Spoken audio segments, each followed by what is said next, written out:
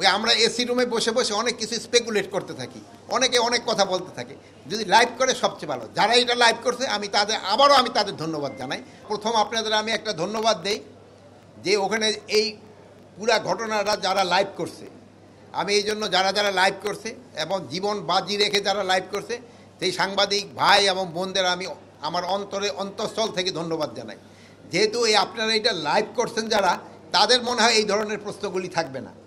আর যারা লাইভ করে না, ওই জায়গায় ছিলেন না, তাদের বহু ধরনের প্রশ্ন হয়। এই জন্য আমি আপনাদের অনুরোধ করব, আপনাদের চ্যানেলগুলি, যদিও অনেক সময় একটু রিস্ক হয়, সাংবাদিকের চাকরিরও একটু রিস্ক, আমিও হয়তো একসময় সাংবাদিকতা করছি, চাকরির একটু রিস্ক।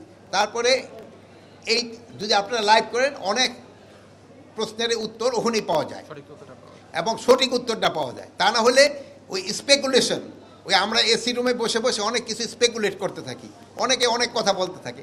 যদি লাইভ করে সবচেয়ে ভালো। যারা এটা লাইভ করছে আমি তাদের ধন্যবাদ জানাই। ভবিষ্যতে যে আমাদের সাংবাদিকতাতে কতটা উন্নতি হয়েছে এটা কিন্তু এই লাইভে দেখা হয়েছে। প্লাস আমাদের সাংবাদিকেরা যে কত সাহস, এটাও তারা কিন্তু এই গোপালগঞ্জে প্রমাণ করছে।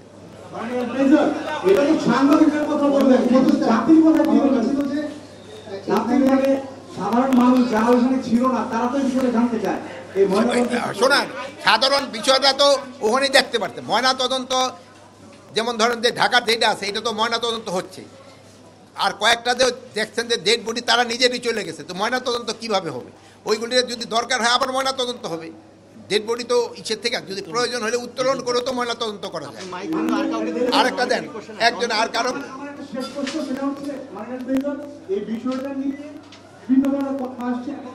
আপনার যে গোয়েন্দার যে বিষয়টা, সেই বিষয়টা আপনার প্রেক্ষিতে গোয়েন্দা ব্যর্থতার বিষয়টি অনেক বড় করে আসছে।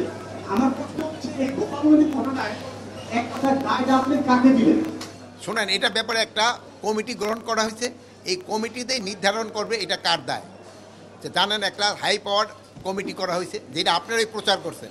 আপনারা কিন্তু সব খবর জানেন, শুধু আমার মুখ দেওয়া অনেকটা বাইর করতে চান, কিন্তু আপনারা জানেন ওইটা কিন্তু একটা কমিটি করা হয়েছে। কমিটি আপনাদের যে বের হবে ওইটা আবার দেখবেন যে আপনারা জানবেন। ওই কমিটির যে রিকমেন্ডেশন, ওইভাবেই ব্যবস্থা নেওয়া হবে। আপনারা ভালো থাকেন, দোয়া করি। আল্লাহ।